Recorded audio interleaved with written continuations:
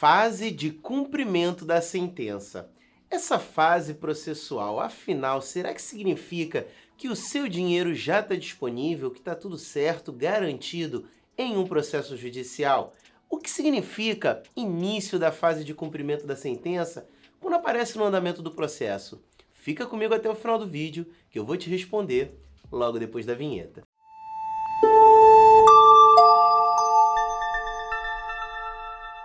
Olá pessoal, tudo bem? Meu nome é Felipe Cardoso, eu sou advogado, o sócio fundador da Cardoso Advogados Associados, e durante todo um processo judicial a gente tem diversas fases.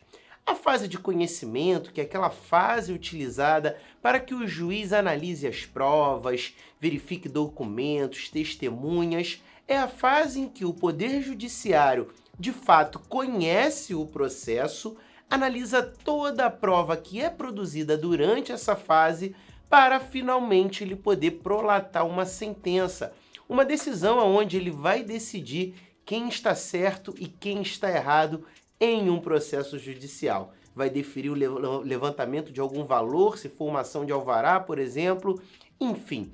Toda a fase de conhecimento é a principal fase que a gente tem no processo para poder discutir quem teria direito e levar as provas para o Poder Judiciário decidir sobre os nossos pedidos.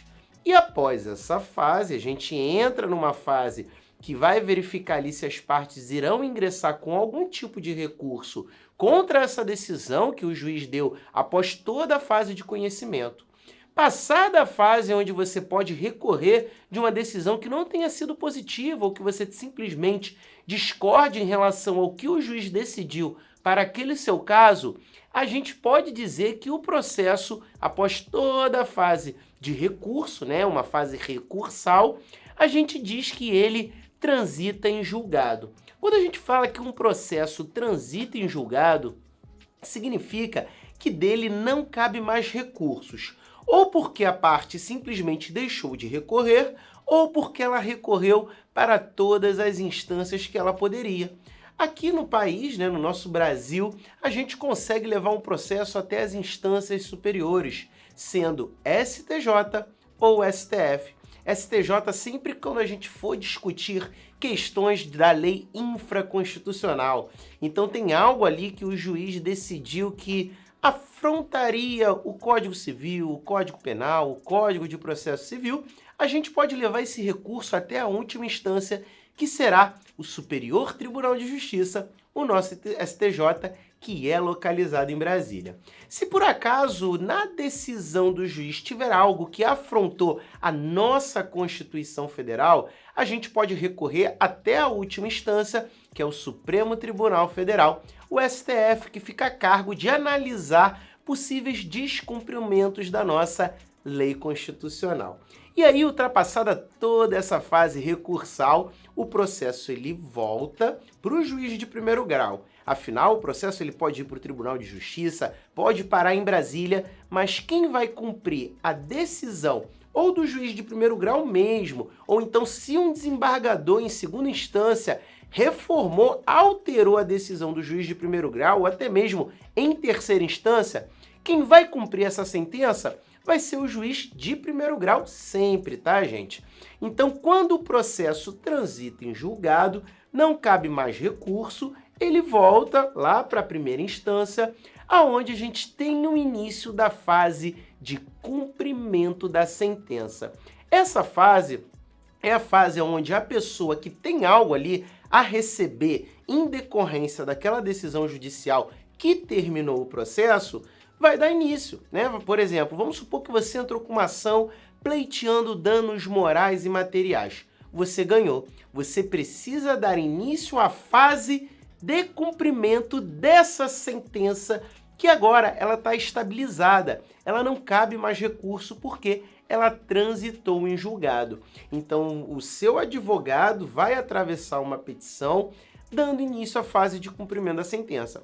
Nessa petição, na grande maioria dos casos, na grande maioria das vezes, a gente, se tiver ali algum valor que foi determinado, que o juiz dissesse ali que a outra parte deve pagar para você, o advogado vai fazer os cálculos do que o juiz determinou que fosse pago e vai pedir para que seja dado início à fase de cumprimento da sentença com a intimação da parte contrária para realizar esse pagamento. E aí, dentro dessa fase de cumprimento da sentença, a outra parte ela pode inclusive impugnar. Existem impugnações que ela pode trazer mesmo nessa fase de cumprimento da sentença. Isso porque vamos supor que o juiz determinou o pagamento de R$1.000 a título de indenização por dano moral. E aí o advogado foi lá, trouxe uma planilha, mas os cálculos estavam completamente errados. A atualização não corresponde com o que o juiz decidiu nessa sentença. A parte que é devedora, que deve pagar esse valor, ela poderá entrar com uma impugnação ao cumprimento da sentença. Essa impugnação pode ter milhares de motivos, né? Vai depender de cada caso, mas no exemplo aqui, se for um erro aritmético, a gente vai dizer que a impugnação ao cumprimento da sentença vai se dar com base num cálculo feito de forma equivocada. A pessoa ela pode impugnar e trazer ali um novo cálculo que ela considera, e o juiz vai analisar essa impugnação e ao final dessa análise vai dizer quem tem razão ali. É como se o juiz desse uma nova decisão no processo. Então a gente tem a sentença que vai analisar toda a fase de conhecimento e trazer uma decisão em relação a isso, e dentro da fase de cumprimento da sentença a gente pode ter também uma outra decisão do juiz em relação a uma possível impugnação. A fase de cumprimento da sentença ela também pode ser para obrigar a pessoa, a outra parte, a entregar determinada coisa que o juiz obrigou a outra parte ali a entregar. Como, por exemplo, uma ação de busca e apreensão. Na sentença terminativa, se o juiz determina a entrega de um carro, então, dentro da fase de cumprimento da sentença, você poderá exigir que a outra parte entregue esse carro. Então, a fase de cumprimento da sentença, ela nada mais é do que uma fase que vem após uma fase de conhecimento, que vem também após uma fase recursal, uma fase de análise de possível recurso que tenha sido proposto ali no processo, e aí, dentro dessa fase de cumprimento da sentença, a parte vai querer ali o cumprimento daquilo que o juiz determinou. Pessoal, espero que esse vídeo tenha sido esclarecedor para você. Quero aproveitar e pedir para você se inscrever no canal, acompanhar as nossas atualizações, dar um like aqui se esse vídeo te ajudou de alguma forma. Meu nome é Felipe Cardoso, eu sou advogado, vou ficando por aqui e até a próxima. Tchau, tchau!